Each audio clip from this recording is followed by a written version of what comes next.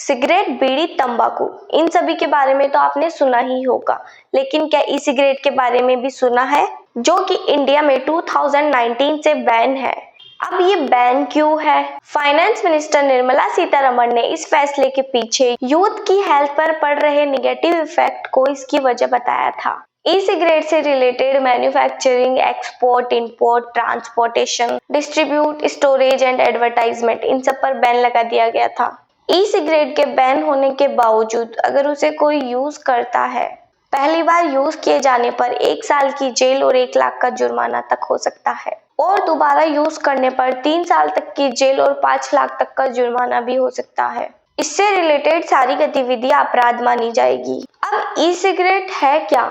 इसे वैपिंग या एंड्स यानी इलेक्ट्रॉनिक निकोटिन डिलीवरी सिस्टम भी कहा जाता है। ये बैटरी से चलने वाली ऐसी डिवाइस है जिसमें लिक्विड भरा होता है, जिसमें निकोटीन या दूसरे हार्मफुल केमिकल जैसे फ्लेवर बढ़ाने वाले डाइएसिटिल, वाष्पशील organic compounds, cancer causing chemicals और हैवी मेटल्स लाइक निकल, सीसा, टिन मौजूद होते हैं। ये निकोटीन फ्री भी हो सकते हैं। इसमें एक हीटिंग डिवाइस होती है जिसके जरिए लिक्विड गर्म होकर भाप में बदल जाता है। इसे पीने वाला भाप खींचता है, धुआं नहीं। इसी वजह से इसे स्मोकिंग की जगह वैपिंग कहा जाता है। इसको पीने वाले इसे सिगरेट ही समझते हैं। ई सिगरेट में तंबाकू नहीं होता है, इसलिए तंबाकू से होने वाले नुकसान नहीं होंगे, लेकिन ई सिगरेट से निकोटीन से होने वाले नुकसान तो हो सकते हैं। ई सिगरेट को 2003 में चाइना के एक फार्मासिस्ट होनलिक द्वारा पेटेंट करवा लिया गया था और 2004 से ये मार्केट में आया। इसे स्मोकिंग छोड़ने के लिए बनाया गया था। ये स्मोकर्स के लिए तो लेस हार्मफुल है, लेकिन नॉन स्मोकर्स के लिए ये हार्मफुल हो सकता है। ई सिगरेट से हम भाप को इनहेल करते हैं, जबकि सिगरेट से हम धुएं को इनहेल करते हैं। इससे lung injury, EVALI, cough, nausea, dizziness, headache, short of breath आदि बीमारियां हो सकती है। एक रिसर्च के अकॉर्डिंग अगर कोई ई सिगरेट यूज करता है तो उसके तंबाकू वाली सिगरेट लेने के चांसेस ज्यादा हो जाएंगे बाकियों के मुकाबले। तो ई सिगरेट को इसलिए यूज नहीं करना चाहिए क्योंकि ये हार्मफुल है और इंडिया में बैन है तो इलीगल भी है, लेकिन फिर भी इसका यूज हो रहा है, ये बिक रहे हैं। एक रिपोर्ट से पता चला कि जब स्कूल में रेड पड़ी तो 150 से ज्यादा ई सिगरेट्स या वेप्स मिले, और इंडिया में ऑलमोस्ट ऐसा ही हो रहा है। और इससे होने वाला सबसे बड़ा नुकसान है कि अगर कोई चीज बैन है तो वो सीधा बाहर के देशों से इंपोर्ट की जाती है और उस पर कोई रूल्स एंड रेगुलेशन नहीं लगते हैं।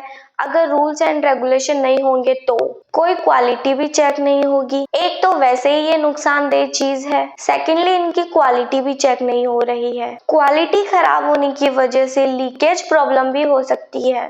इंसान भले ही 10 फीट पानी में डूबे या 15 फीट पानी में, डूब तो वो रहा है ही। अब मूवीज में विलेन तो विलेन, हीरोज के द्वारा भी ये दिखाया जाता है कि सिगरेट पी के वे कितने कूल दिख रहे हैं। ई सिगरेट का यूज यूथ के द्वारा fashion, style, trend and cool दिखने के लिए भी किया जाता है। इसे यूज करना ज्यादा कन्वीनियंट होता है और इसे छुपाने की जरूरत भी नहीं होती है क्योंकि ये पेन जैसा दिखता है। और तो और ई सिगरेट में डिफरेंट फ्लेवर्स भी अवेलेबल है। इंडिया में बैन होने के बावजूद ये तंबाकू की दुकानों और ऑनलाइन प्लेटफॉर्म पर आसानी से उपलब्ध है। वर्ल्ड हेल्थ ऑर्गेनाइजेशन के अकॉर्डिंग भी अर्जेंट एक्शन की नीड है टू प्रोटेक्ट चिल्ड्रन, और उन्हें ई सिगरेट का सेवन करने से रोकने के लिए भी। वर्ल्ड हेल्थ ऑर्गेनाइजेशन की स्थापना 1948 में की गई। ये यूनाइटेड नेशंस की स्पेशलाइज्ड एजेंसियों में से एक है। WHO का हेडक्वार्टर स्विट्जरलैंड के जिनेवा में स्थित है। WHO में 194 कंट्री मेंबर्स है और इंडिया भी इसकी मेंबर कंट्री है।